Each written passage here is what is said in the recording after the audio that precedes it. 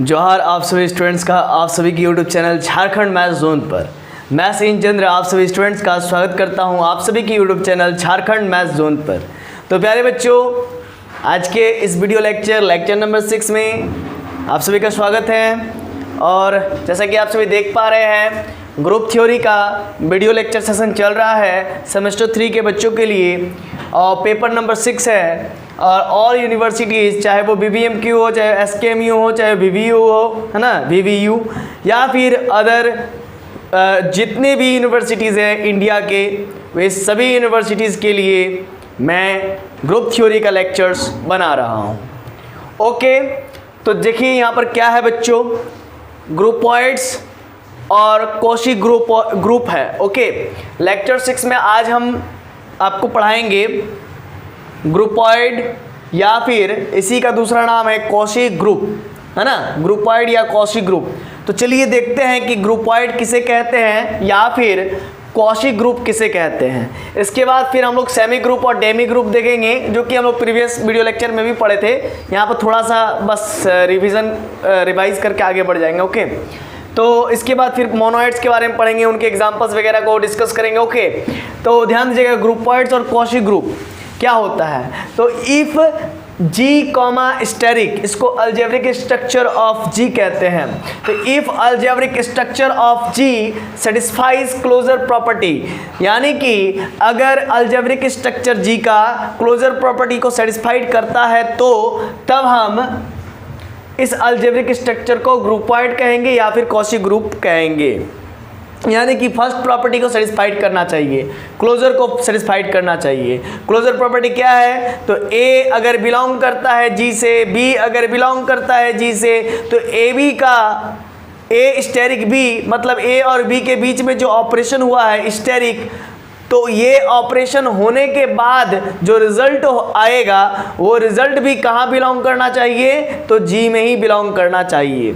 और अगर कोई बच्चा बीच में ही आ गया है वीडियो के इसमें लेक्चर नंबर 6 डायरेक्ट देख रहा है, तो फिर उसको समझ में नहीं आएगा। तो प्लीज़ आप जाइए और पहले वाले वीडियो लेक्चर से देख आइए। ओके, लेक्चर नंबर 1, 2, 3, 4, 5, है ना, इसके बाद आपको ये समझ में आएगा।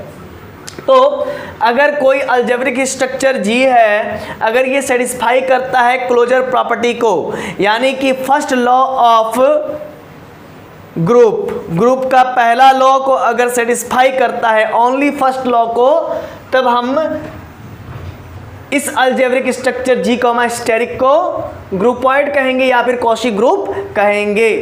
ओके, अब नेक्स्ट है सेमी ग्रुप या फिर डेमी ग्रुप। सेमी ग्रुप का ही दूसरा नाम है डेमी ग्रुप। ठीक है, बड़ा अटपटा सा नाम नजर आ रहा है ना, सुनने में लग रहा है Demi group, semi Demi. Okay, बात ही एक ही है ना, सेमी ग्रुप बोलिए या चाहे डेमी ग्रुप बोलिए, एज यू विश।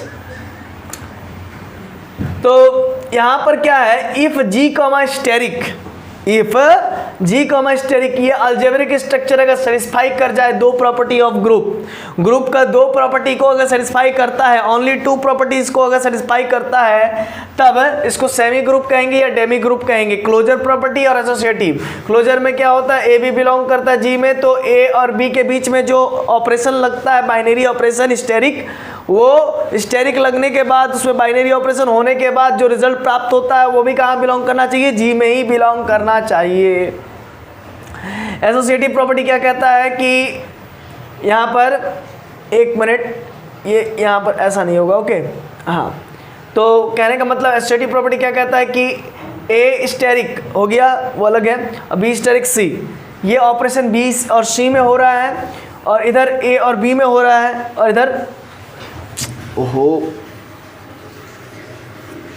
चलिए ठीक है, पहले बी और सी में ऑपरेशन हो गया स्टेरिक के मदद से, बाइनरी ऑपरेशन स्टेरिक के मदद से, और ए जब बी और सी का जो रिजल्ट आया उस रिजल्ट को फिर ए के साथ हम लोग ऑपरेट करेंगे तो LHS निकलेगा, और RHS में क्या होगा, ए और बी के साथ हम लोग स्टेरिक बाइनरी ऑपरेशन को सॉल्व करेंगे, है ना। ऑपरेट करने के बाद जो रिजल्ट आएगा वो तीसरे के साथ सी के साथ फिर सॉल्व करेंगे by the help of asterisk binary operation. Okay, और देखेंगे कि LHS और RHS बराबर आ रहा है कि नहीं। अगर बराबर आ जाता है बाय चांस, है ना, अगर बराबर आ जाता है तब एसोसिएटिव को फॉलो कर जाएगा, तब जाके हम कहेंगे ये जो है कि सेमी ग्रुप है या डेमी ग्रुप है ना। इसको मैंने प्रीवियस वीडियो लेक्चर में भी बहुत अच्छा तरीके से डील किया था। ओके, चलिए अब आगे आपको बताते हैं मोनोइड्स क्या होता है। मोनोइड्स, इसमें कुछ ज़्यादा कुछ खास नहीं है मोनोइड्स में। If G comma asterisk is satisfied, if G comma asterisk satisfied, closure को भी सेटिस्फाई कर जाए, एसोसिएटिव को भी कर जाए, एग्जिस्टेंस ऑफ आइडेंटिटी को भी कर जाए। यानी कि पहला क्लोजर को सेटिस्फाई करना चाहिए मोनोइड्स में, दूसरा एसोसिएटिविटी को सेटिस्फाइड करना चाहिए, और तीसरा एग्जिस्टेंस ऑफ आइडेंटिटी को सेटिस्फाइड करना चाहिए। यानी कि कोई ना कोई आइडेंटिटी एलिमेंट जो है कि जी कॉमा स्टेरिक में मिलना चाहिए। मतलब अलजेब्रिक स्ट्रक्चर ऑफ जी में हमको आइडेंटिटी एलिमेंट मिलना चाहिए, है ना। यानी कि अलजेब्रिक स्ट्रक्चर ऑफ जी में हमको एसोसिएटिविटी का प्रॉपर्टी मिलना चाहिए। यानी कि अलजेब्रिक स्ट्रक्चर ऑफ जी में हमको क्लोजर का प्रॉपर्टी मिलना चाहिए। अगर ये तीनों का तीनों हमको मिलता है, हमको सेटिस्फाइड होता है, तो फिर हम कहेंगे क्या कि this algebraic structure is monoids. Okay, तो आशा है कि आपको ये चीज़ समझ में आया होगा। अब आपको मैं एक एक का एग्जाम्पल बारी बारी से देते जाऊंगा तो क्लियर आपको सब चीज़ होते जाएगा। Example number 1, N natural number का ऑपरेशन एडिशन बाइनरी ऑपरेशन के साथ है। नेचुरल नंबर का ऑपरेशन बाइनरी ऑपरेशन एडिशन एक साथ है, तो ये algebraic structure of natural number है under binary operation addition, under binary operation addition. तो भाई ये देखिए नेचुरल नंबर क्या होता है, तो 1 2 3 डॉट डॉट डॉट होता है। तो सबसे पहले देखेंगे क्लोजर को सेटिस्फाई करता है कि नहीं। 1 और 2 बिलोंग करता है नेचुरल नंबर में, और ऑपरेशन क्या लगाना है, तो एडिशन। पहले ही बोल दिया है कि बाइनरी ऑपरेशन एडिशन लीजिएगा। तो 1 + 2 है ना, ये दोनों के बीच में हमने एक ऑपरेशन लगा दिया एडिशन, तो रिजल्ट आया 3। तो 3 भी बिलोंग करता है नेचुरल नंबर में, है ना।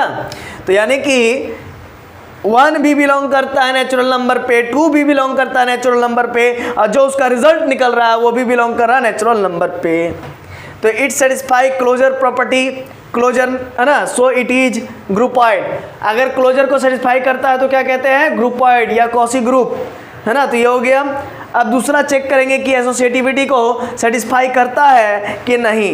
चलिए 1 2 3 तीन एलिमेंट ले लिए हैं, 1 2 3 तीनों का तीनों बिलोंग करता है नेचुरल नंबर में, और इन दोनों में हम लोग इन तीनों में हम लोग एसोसिएटिविटी को हम लोग चेक करते हैं। 1 + 2 पहले जोड़ लेते हैं, ठीक है ना, ऑर्डर पेयर बनाते हैं, +3 करते हैं, 1 + 2 + 3 कर लिए। अब 1 + 2 क्या हो गया, 3, और ये 3 का 3 उतर गया, 1 का 1 उतर गया, 2 और 3 5 उतर गया, 3 और 3 6, और इधर का 1 और 5 6 हो गया। इसका मतलब LHS और RHS आपस में इक्वल है।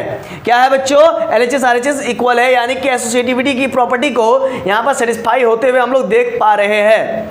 तो देखिए एसोसिएटिविटी को भी सेटिस्फाई कर गया, इसीलिए हमने यहाँ पर लिख देंगे simply it satisfy associativity, so it is also a semi group, है ना। चाहे आप इसको सेमी ग्रुप कहिए या डेमी ग्रुप कहिए, चूंकि ये एसोसिएटिविटी को भी सेटिस्फाई कर गया, क्लोजर को तो सेटिस्फाई कर ही गया है ना।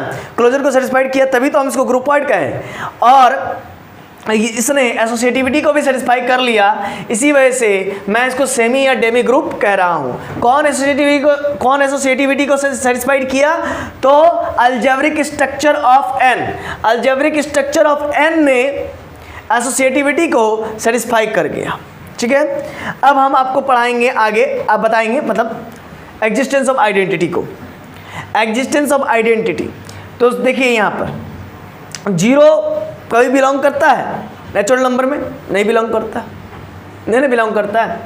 अच्छा आप बोलिएगा कि 0 को ही क्यों ले रहे हैं, आप लोग एक कंफ्यूज भी हो रहे होंगे कि कभी सर आइडेंटिटी एलिमेंट 1 ले लेते हैं, कभी सर आइडेंटिटी एलिमेंट 0 ले लेते हैं, है ना। कभी सर आइडेंटिटी एलिमेंट 0 ले लेते हैं, कभी आइडेंटिटी एलिमेंट 1 ले लेते हैं। तो मैं बता देता हूँ कि मल्टीप्लिकेशन जब ऑपरेशन दिया रहे, मल्टीप्लिकेशन जब ऑपरेशन दिया रहे तब आप आइडेंटिटी एलिमेंट 1 लीजिएगा।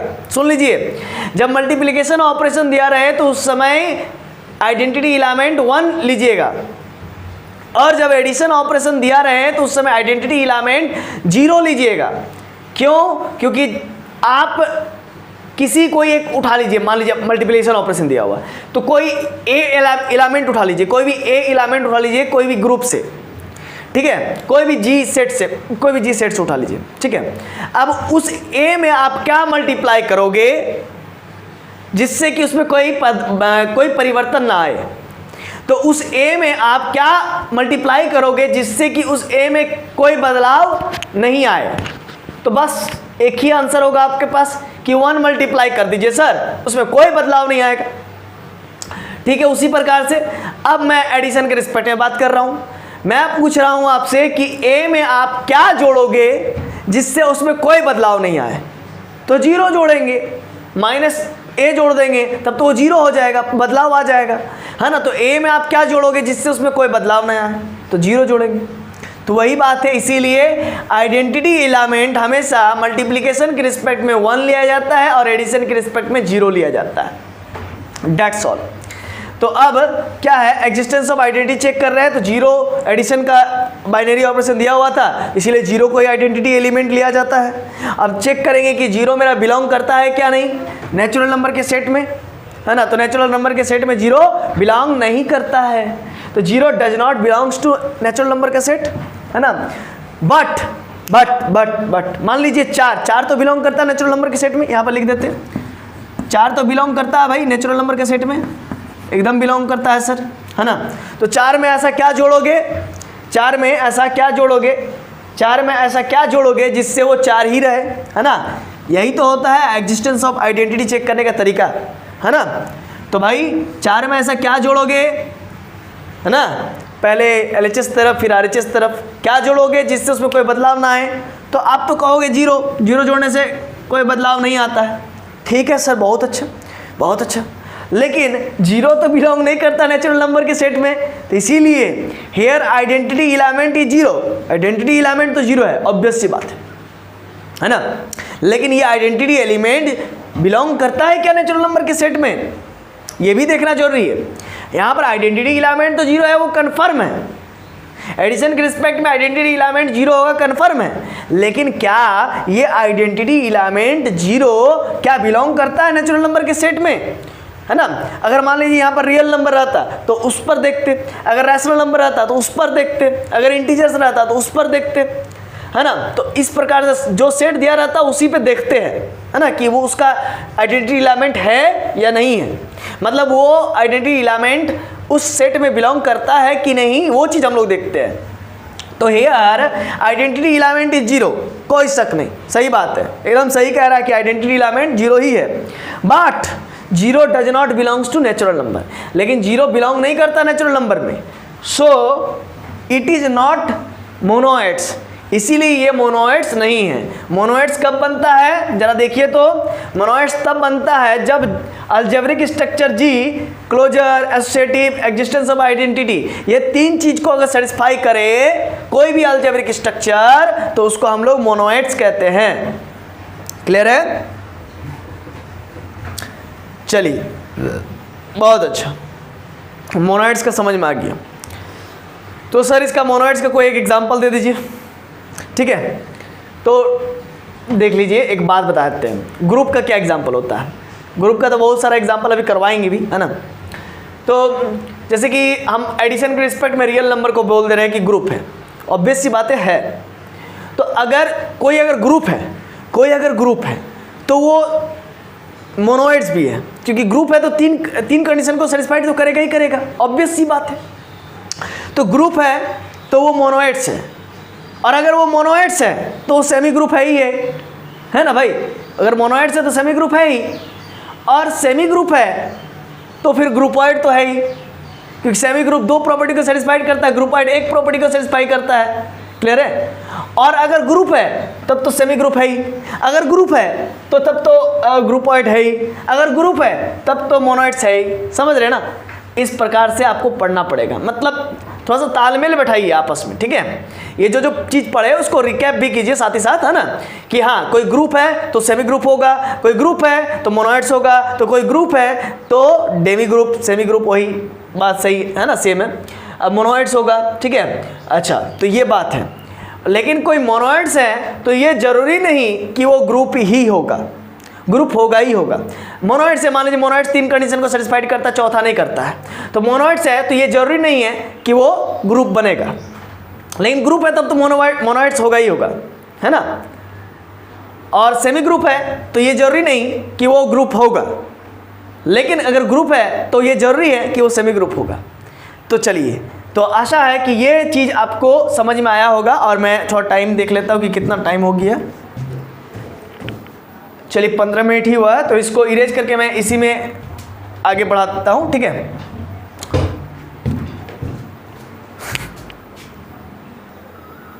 तो चलिए अब आगे की ओर मूव करते हैं बच्चों। देखिए, नेचुरल नंबर है, नेचुरल नंबर अलजेब्रिक स्ट्रक्चर के साथ है ना, सब्ट्रैक्शन अलजेब्रिक स्ट्रक्चर के साथ है। नेचुरल नंबर ये है, ठीक है। 3,5 नेचुरल नंबर है, बट 3 - 5 करेंगे तो -2 आता है, not belongs to natural number, okay.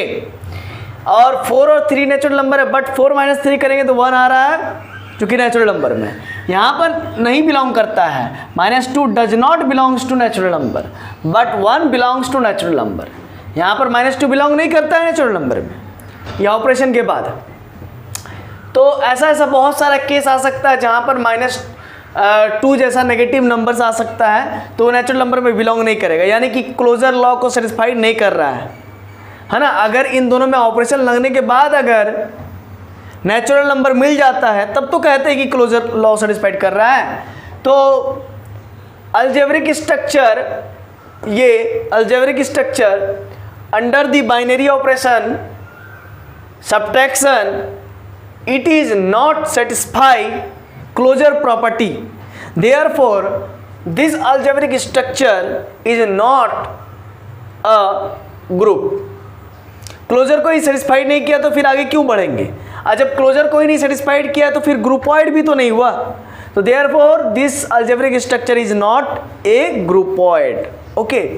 तो here many cases in which closure does not satisfy, therefore the given algebraic structure natural number के साथ subtraction binary operation,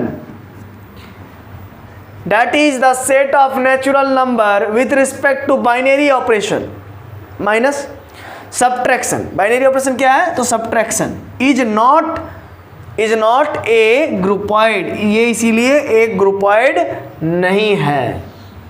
अब आगे बात करते हैं I, प्लस, यानी कि algebraic structure of integers with respect to addition operation. क्या बोलेंगे, algebraic structure of integer with respect to addition operation, या simply algebraic structure of I with respect to addition operation, addition binary operation. वही बात तो बोल दिए sir.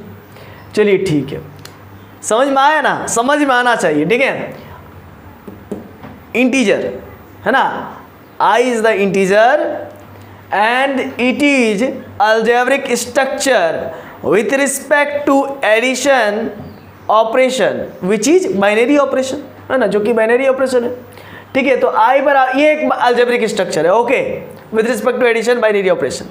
I equal to ये दिया हुआ है, क्लोजर लॉ देख लीजिए, 2 और 1 बिलोंग करता है इंटीजर में, 2 + 1 करेंगे तो भी वो बिलोंग करेगा इंटीजर में। हाँ, नेचुरल नंबर भी है और इंटीजर भी है, ओके, इंटीजर में ही बिलोंग कर रहा है। दो एलिमेंट को लेते हैं, दोनों में अगर हम अलजेब्रिक स्ट्रक्चर के अकॉर्डिंग ऑपरेशन को अप्लाई करते हैं और ऑपरेशन को अप्लाई करने के बाद जो रिजल्ट आता है वो उसी सेट का आ जाता है ना, जिस सेट में अलजेब्रिक स्ट्रक्चर, जिस सेट में मेरा बाइनरी ऑपरेशन डिफाइंड है, या जिस सेट का हम अलजेब्रिक स्ट्रक्चर ले रहे हैं, ओके। मतलब सिंपली आप ऐसा समझिए, उतना कंफ्यूज नहीं होना है, ठीक है, उतना कंफ्यूज नहीं होना है। देखिए, क्लोजर लॉ सेटिस्फाइड करना चाहिए। क्या होता है क्लोजर लॉ, तो I इंटीजर सेट से ही हम 2 एलिमेंट को ले लेते हैं, 2 एलिमेंट कोई भी ले लीजिए, वो बिलोंग करता है इंटीजर्स में, और उन 2 एलिमेंट में हम वही वाला ऑपरेशन लगाएंगे जो अलजेब्रिक स्ट्रक्चर में। लगाने के बाद जो रिजल्ट आएगा, अगर वो रिजल्ट उसी सेट का हो जिस सेट में जिस सेट में बाइनरी ऑपरेशन डिफाइंड है ना, तो उस केस में हम कहते हैं कि क्लोजर लॉ सेटिस्फाइड हो रहा है। अब एसोसिएटिविटी को देख लेते हैं। 1 2 -2 बिलोंग करता है इंटीजर में, 1 + 2 -2 1 + 2 -2 -2, मतलब एसोसिएटिविटी को चेक कर रहे हैं ऑर्डर चेंज करके। तो ये 3 -2, ये 1 और ये 0, तो 3 में दोगे तो 1 और 1, दोनों तरफ LHS RHS बराबर हो गया। Therefore it is associative. Existence of identity देखते हैं, तो -2 बिलोंग करता है इंटीजर में। ओके, तो -2 में क्या जोड़ोगे, -2 में क्या जोड़ोगे जिससे वो -2 ही रहे? यही तो आइडेंटिटी का पहचान है। आइडेंटिटी एलिमेंट का क्या पहचान है कि उसको किसी के साथ भी जोड़ो, एडिशन जब दिया रहे या सब्ट्रैक्शन जब दिया रहे, तो उसका यही पहचान है, वो किसी के साथ जोड़ोगे तो उसमें वो कोई बदलाव नहीं करता है।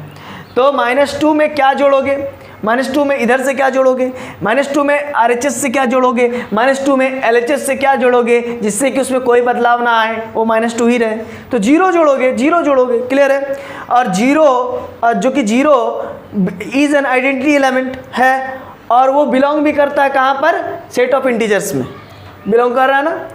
तो यहाँ पर क्या हो रहा है, आइडेंटिटी एग्जिस्ट कर रहा है। यहाँ पर नीचे में एक लाइन लिख देंगे, identity is exist, identity is exist, ठीक है, ये लिख लेंगे, है ना, नीचे में एग्जिस्ट। नेक्स्ट है एग्जिस्टेंस ऑफ इनवर्स में 2 बिलोंग करता है इंटीजर में, ओके सही है। तो 2 में क्या जोड़ोगे, 2 में इधर से क्या जोड़ोगे, 2 में इधर से क्या जोड़ोगे जिससे कि आइडेंटिटी एलिमेंट आ जाए। और इस सेट में आइडेंटिटी एलिमेंट क्या निकल के आया, 0, तो यहाँ पर आइडेंटिटी एलिमेंट पहले 0 लिख दो। अब यहाँ पर सोचो जरा कि यहाँ पर क्या करोगे ऐसा कि वो 0 आ जाए, तो -2 कीजिए सर, -2 कर दिए। और फिर अब देखो कि क्या ये -2 बिलोंग करता है सेट ऑफ इंटीजर में, तो हाँ सर करता है। तो यहाँ पर लिखेंगे since -2 belongs to integer this implies that. तो -2 क्या है, इनवर्स है 2 का, मतलब एग्जिस्टेंस ऑफ इनवर्स में क्या है कि 2 में क्या ऐसा जोड़े, 2 में क्या ऐसा जोड़े जिससे कि वो 0 आ जाए। और 0 आ रहा है, इसका मतलब सिंपली इसका यही मतलब निकल के आता है कि -2 इज द इनवर्स ऑफ +2, या फिर +2 इज द इनवर्स ऑफ -2। तो वही चीज लिखिए, है ना, this implies that -2 is the inverse of, आप लिख लीजिएगा -2 इज द इनवर्स ऑफ +2, है ना, -2 इज द इनवर्स ऑफ +2 आप लिख लीजिएगा। और नीचे में एक लाइन और जोड़ देंगे, आप लिख लिए होंगे, मुझे आशा है लिख लीजिए, नहीं तो फिर -2 इज द इनवर्स ऑफ +2। अच्छा इधर स्पेस है, हम इधर लिख देते हैं ना, तो उधर -2 इज द इनवर्स ऑफ +2 वो लिख लिए होंगे। अब नीचे में एक लाइन और लिखिएगा, here algebraic structure this is satisfied, है ना, ऑल दी 4 कंडीशंस, 4 एक्सियोम्स या 4 एक्सियोम्स, या बहुत जन पोस्टुलेट्स भी लिखता है, तो लिख लीजिए postulates. Here algebraic structure is satisfy all the 4 axioms / postulates, बहुत जन कंडीशंस भी लिखते हैं, conditions. Therefore the algebraic structure I is group under the binary operation addition। Last में आप लिख लीजिएगा under the binary operation addition, है ना, लास्ट में क्या लिखिएगा, under the binary operation addition. तो आशा है कि आपको ये वीडियो लेक्चर नंबर 6 समझ में आ गया होगा। और नेक्स्ट वीडियो लेक्चर में हम लोग लेक्चर नंबर 7 में इसको और आगे की ओर मूव करेंगे और कुछ ऐसे क्वेश्चंस को देखेंगे जो कि थ्योरम जैसी बनती हैं। मतलब उसको जस्ट हम लोग आर्बिट्रेरी मान करके बनाते हैं, लेट करके बनाते हैं, ठीक है। वो चीज़ हम लोग देखने वाले हैं और वही सब चीज़ एग्जाम में ज़्यादा आता है, ये सब नहीं आता है। ये सब आपको समझाने के लिए बहुत ज़्यादा जरूरी था लेक्चर 6। ये अगर मैं नहीं समझाता तो शायद वो थ्योरम टाइप का जो क्वेश्चंस है वो आपको समझ में नहीं आएगा बिना इसको समझे, है ना। इसीलिए लेक्चर नंबर 6 मैंने इतना तोड़ के डिटेल किया। अब जो होगा थ्योरम टाइप का मतलब जो है कि क्वेश्चंस आएगा थ्योरम टाइप का, और उस क्वेश्चंस को हम लोग जनरल कोई नंबर सिलेक्ट करके बना नहीं सकते। बहुत कोई बनाते हैं लेकिन वो तरीका गलत है। वो जनरल कोई एलिमेंट को ले करके नहीं बना सकते, मैं बताऊंगा।